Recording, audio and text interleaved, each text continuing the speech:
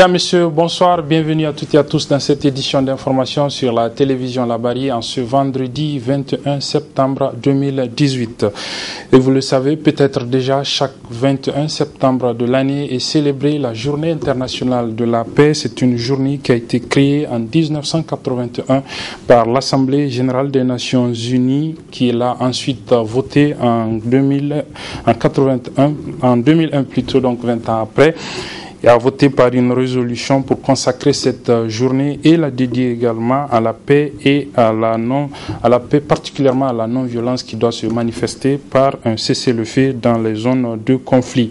Mais la journée a véritablement commencé par être célébrée en 2015 et l'édition 2018, l'édition de cette année donc, a pour thème le droit à la paix 70 ans après l'adoption de la Déclaration universelle des droits de l'homme. Quel est l'état de la paix dans notre pays? À ce propos, la rédaction de la télévision Labari a interrogé ce matin Abdoulaye Seydou. Il est le président de la section nigérienne du réseau panafricain pour la paix, la démocratie et le développement, le REPAD. Je vous invite à le suivre. Cette journée est célébrée chaque année depuis 2015. La journée internationale de la paix est très significative, je pense, pour le monde entier. Et particulièrement pour un pays comme le nôtre. Vous savez que le Niger est confronté à une situation sécuritaire grave, que ce soit au niveau de la région de Difa, que ce soit au niveau de la région de Tillabéri, notamment le nord, qui sont assez régulièrement victimes d'attaques terroristes et d'extrémisme. Et pire, c'est qu'au Niger, vous avez aussi une absence totale de dialogue. Or, qui parle de paix, parle de dialogue. Il n'y a pas de dialogue social, il n'y a pas de dialogue politique. Chacun regarde sa direction et s'enfonce pour défendre, vaille que vaille, un peu ses intérêts. Et cela menace justement un peu la sécurité, la stabilité sociale de notre pays. Donc pour nous, nous pensons que cette journée, c'est une occasion pour que des initiatives soient lancées afin que chaque acteur puisse s'interroger sur la contribution qu'il peut apporter dans le sens de renforcer et de consolider la paix. Le premier appel que nous avons à lancer à l'endroit de la population, c'est de se dire que chacun d'entre nous peut être un acteur de changement pour la paix. Et aujourd'hui, les populations, si vous regardez pourquoi jusqu'à présent, il y a des difficultés à ce que la paix soit véritablement démise en dépit de tout ce qu'il y a comme moyens militaires déployés. Vous avez des bases militaires qui sont installées, vous avez les forces qui sont présentes partout, mais en dépit de tout ça, l'insécurité ne fait que s'aggraver. Pourquoi? Parce que quelque part, vous avez la population qui n'est pas assez ou suffisamment impliquée. Donc vous avez une absence de collaboration entre les dispositifs ou les initiatives de sécurisation des espaces et les populations qu'il faut renforcer. Et comment le renforcer? C'est créer la confiance entre les acteurs, notamment les décideurs, la force publique et la population, de manière à ce que la population prenne conscience que tout ce qui est fait aussi dans le cadre de promouvoir et d'assurer sa sécurité. Donc, et pour nous, il y a véritablement une analyse profonde qu'il faut faire, notamment des causes sous-jacentes de tout ce que nous avons comme conflit dans notre pays ou comme acte d'extrémisme violent dans notre pays. Voilà, c'était donc Abdoulaye Seydou, le président de la section nigérienne du réseau panafricain pour la paix, la démocratie et le développement, le REPAD. Il s'exprimait par rapport à la célébration aujourd'hui, 21 septembre, de la Journée internationale de la paix. Et puis cette brève, l'Office national des examens et concours du supérieur a publié il y a quelques instants les résultats globaux des examens du brevet de technicien supérieur BTS d'État pour l'année 2018.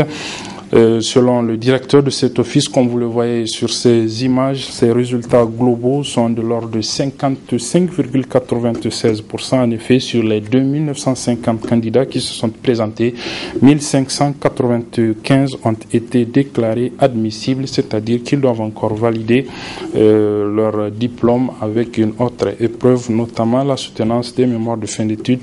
Les détails sur ces résultats des examens du BTS d'État 2018, résultats détaillés donc filière par filière dans nos éditions de demain, Inch'Allah. Et puis, alors que ces résultats du brevet d'études du brevet de technicien supérieur d'État, BTS d'État, donc allaient être publiés, la section de l'Union des étudiants et des instituts et écoles professionnelles et techniques du Niger, UEPTN, les étudiants et élèves qui étudient donc dans les écoles et instituts professionnels du Niger, a publié ce matin une déclaration de presse pour faire notamment la situation de ces élèves d'études, donc de ces élèves et étudiants dans ces écoles professionnelles et techniques de notre pays. Le résumé de cette déclaration avec nos reporters Abdul Razak Seydou et Chebou Guisso.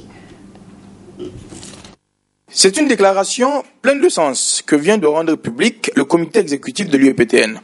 Une déclaration dans laquelle il déplore entre autres la tournure gravissime que prend le contexte sécuritaire dans notre pays avec des attaques perpétrées à tort et à travers par les forces obscurantistes sur les paisibles citoyens nigériens. Et en ce qui concerne la situation à l'interne, le comité exécutif de l'UEPTN informe l'opinion publique qu'il mettra à la disposition de la Halcia des preuves nécessaires dans le cadre de sa mission d'assainissement qu'elle a entreprise dans les écoles et instituts professionnels afin de détecter les boursiers fictifs pour une meilleure prise en charge des vrais boursiers et pour apporter notre pierre à l'édifice dans le cadre de cet assainissement. Bientôt, des noms seront cités pour que le milieu de l'étudiant professionnel soit désormais sain. Exige le paiement effectif des frais de formation des camarades militantes et militants dans les instituts et écoles professionnelles. Rejette en bloc la nouvelle mesure destructrice du MESRI empêchant les camarades sous réserve bac de s'inscrire au niveau supérieur et de se présenter au BTS d'État. Exige le paiement dans un bref délai de la troisième bourse, de la bourse des vacances, ainsi que les allocations et les pécules pour les centres de formation et techniques. Exige la diminution des frais de dépôt et de soutenance du BTS. Rappelle à certains fondateurs véreux des instituts et écoles professionnelles qui cherchent à muser la liberté syndicale consacrée par la Constitution du 24 novembre 2010 que leur projet malsain se vouera à l'échec quand l'UEPTN usera de tous ses moyens à sa disposition pour préserver l'expression de la liberté syndicale acquise de haute lutte. Exige la dotation en matériaux didactiques des instituts et écoles étatiques. Et pour finir, le comité exécutif de l'UEPTN exprime ses sincères félicitations à l'ensemble des camarades admis aux examens du BTS d'État 2018 et souhaite bonne chance à ceux de l'examen unique du certificat en santé. Du 5 juillet au 9 août dernier, le ministère de la Santé publique a diligenté une inspection dans 17 centrales pharmaceutiques de la capitale nigérienne Niamey, une enquête à l'issue de laquelle donc 12 centrales pharmaceutiques qui ont été jugées pas conformes aux normes ont été sanctionnées par le dit ministère. L'inspecteur général des services au niveau du ministère de la Santé publique, M. Maïmoussa Hassan, revient dans l'extrait qui va suivre sur les reproches qui sont faites à ces centrales pharmaceutiques qui ont été sanctionnées.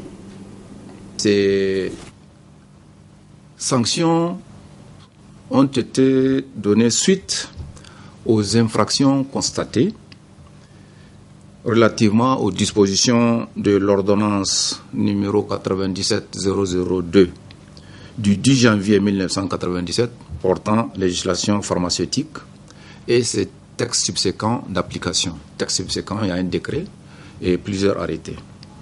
C'est surtout l'absence d'informations directeurs pour ceux qui ont été, ceux à qui on a notifié les cessations d'activité. C'est aussi l'absence de régularisation et de mise à jour des statuts des sociétés, parce que ce sont des sociétés pour la plupart. Et aussi la reprise des activités par certaines centrales sans notification préalable au ministère de la Santé publique. Et aussi l'absence de documents relatifs au changement statutaire par d'autres sociétés, ou centrales, j'allais dire. Et aussi la fourniture de produits à des particuliers ou à des dépôts de vente de médicaments. Et pour certaines centrales, il y a des contentieux qui sont donc devant les juridictions compétentes, ici même au Niger. Des contentieux entre nous, ministère de la Santé publique, et ces centrales, ou ces centrales entre elles ou avec des particuliers. Et aussi, nous avons constaté l'absence de destruction d'importantes quantités de produits périmés qui sont non sécurisés. Et c'est des constats que nous avions fait antérieurement. Et aussi, c'est l'importation de produits prohibés, déjà saisis par la cellule de lutte contre la drogue et les stupéfiants, que nous avons constaté dans certaines de ces centrales. Et l'absence de régularisation et de mise à jour donc de certaines sociétés, ainsi qu'une branche secondaire établie ici en République du Niger, conformément aux dispositions et l'acte uniforme de l'OADA. Et enfin, il y a surtout l'absence de mise en œuvre de recommandations issues de nos précédentes missions d'inspection, relatives surtout à la mise à niveau des entrepôts et l'amélioration des conditions de stockage afin de respecter les normes internationales en la matière. Voilà, c'était donc l'inspecteur des services au niveau du ministère de la Santé publique qui revenait sur les raisons qui ont amené le ministère à sanctionner 12 centrales pharmaceutiques de la capitale pour non-conformité aux normes. La fête annuelle des éleveurs, la Cure Salée édition 2018, s'est tenue du 14 au 16 septembre dernier à Ingal. Ce regroupement annuel donc des éleveurs est également l'occasion de festivités et d'expositions. Le réseau nigérien des organisations pour la transparence budgétaire, le ROTAB, était à cette édition 2018 de la Cure Salée pour exposer justement ses activités. Le réseau des organisations pour la transparence et l'analyse budgétaire a également saisi l'occasion de cette fête de la Cure Salée édition 2018 pour lancer une campagne de plaidoyer sur la gouvernance des industries extractives au Niger. Le résumé de cette activité avec nos envoyés spéciaux à Ingal Ibrahim Abdou et Hariata Sala. Le réseau des organisations pour la transparence et l'analyse budgétaire ROTAB a marqué sa présence à la Cure Salée édition 2018 par l'animation d'un stand pour présenter aux festivaliers les activités qu'ils mènent et par la même occasion lancer une campagne de plaidoyer sur la bonne gouvernance des industries extractives au Niger. Le ROTAB fait un travail de plaidoyer pour une bonne gouvernance dans les industries extractives. C'est pas la première fois que le ROTAB est là. Cette année aussi, le ROTAB est là pour présenter à la population nigérienne, à la population d'Ingal, le travail du ROTAB. Vous savez, nous avons ici tous les livres édités par le ROTAB, les recueils et d'autres moyens de communication du ROTAB. Donc c'est pour un peu présenter ce travail-là que le ROTAB fait depuis des années et des années à la population nigérienne, aux amis du Niger qui sont venus pour le Cure Salée et la population d'Ingal et la population d'Agadez en général.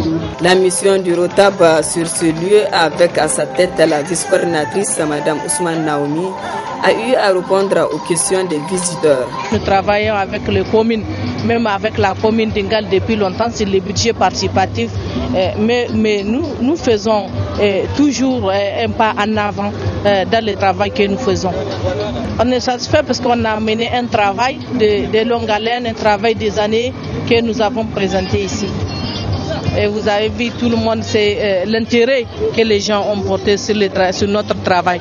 Le stand du ROTAB à la Cure Salée 2018 a eu l'honneur d'être visité par le Premier ministre Brichi Rafini et le ministre de l'Intérieur Bazoum Mohamed. Et puis ce reportage, pour refermer cette édition, c'est un reportage qui porte sur l'état de la route entre Niamey et Tillabéri, comme plusieurs autres routes de notre pays. Celle-ci également se dégrade de jour en jour, causant d'énormes préjudices aux usagers. Une équipe de la radio et télévision Labari était récemment dans la zone. On suit le reportage réalisé par Aboubakar Soleil et Ismaël Moumouni. À l'image de nombreuses voies du pays, la route Niamey-Tillabéri n'est pas aussi épargné par la dégradation. Emprunter ce tronçon relève d'un véritable parcours du combattant, compte tenu des multiples nids de poules et des cassis sans signalisation. J'ai même des larmes aux yeux quand on me pose la question comment va la route Tillabéri-Niamey, et à dire que c'est une route que à moitié a été reprise récemment en 2008. C'est une route purement dégradée. Elle est vraiment dégradée et elle cause pas mal d'accidents. Elle n'est pas accessible. Elle freine l'accessibilité. Une route de minimum, au maximum 113 km qu'il faut avec, quels qu'en soient les moyens de locomotion, c'est à peu près 45 à 1 heure de temps. Banalement, de fois, on se fera à 2 heures de temps. C'est vraiment une route dégradée et ça nous fait très mal. Le tronçon Niamey-Tillabéri, surtout à partir du bac Faria jusqu'à Ayoru, est en train de se dégrader. Et nous avons vu la dégradation s'accélérer avec l'arrivée des contingents militaires, des Français et autres. Et cette route se dégrade chaque jour. Et même le nombre d'années affectées pour la détérioration, certainement ça va se détériorer avant cette date. La municipalité voit, tout le monde voit ce qui se passe. Chaque jour, il y a au moins 200 à 300 véhicules qui passent, des gros porteurs que nous ne savons même pas ce qu'ils portent pour les amener vers le Mali. Des citernes, c'est des gros porteurs. Et les gros porteurs avec des chargements impossibles qui le font. L'autorité sait, c'est eux qui ils savent. C'est eux ils viennent de Niamey, non? Les désagréments, même pour nous, habitués de la route, il nous arrive souvent de tomber brusquement dans des trous et ça nous cause vraiment des pannes. Ça bousille les rotules des véhicules et tout ça, là, vraiment, c'est des désagréments que nous sommes en train de vivre. Véritable calvaire pour les usagers et les riverains qui ne savent plus à quel sort se vouer vu la démission des autorités. Les autorités sont là, on les a beaucoup interpellés par rapport à cela, mais ils font fi parce qu'ils ne gagnent pas leur compte. Et récemment, peut-être que si vous voyez à l'entrée même, il y a un pont qui a fait des accidents terribles. Le pont avait lâché, un transporteur de gros porteurs avait pris le tronçon et malheureusement le véhicule avait chuté dans le pont et le gars, il a fallu qu'on lui ampute presque tout le côté gauche, le bras et la jambe. Malheureusement, il a succombé, il n'a pas pu sortir. Et dans la même semaine, un autre véhicule, un petit véhicule de 3 tonnes là, lui il a même, c'est comme vous voyez dans les films d'action, hein, le véhicule avait presque volé. Notre attente sera maintenant vraiment la CAFER doit tout mettre en œuvre pour régler cette affaire-là. Il n'y a pas de raison à ce que quand tu arrives à une barrière de la CAFER, qu'on ne te laisse pas passer sans payer la taxe et à ta grande surprise, après avoir dépassé la barrière, tu te retrouves en panne. Ça veut dire que la CAFER ne fait pas son rôle. Avec ce laxisme, tout laisserait à croire que les autorités, à travers la caisse autonome de financement pour l'entretien des routes CAFER, s'en foutent éperdument de la réparation de la voie et se contentent juste de collecter des sous auprès des usagers au niveau des péages.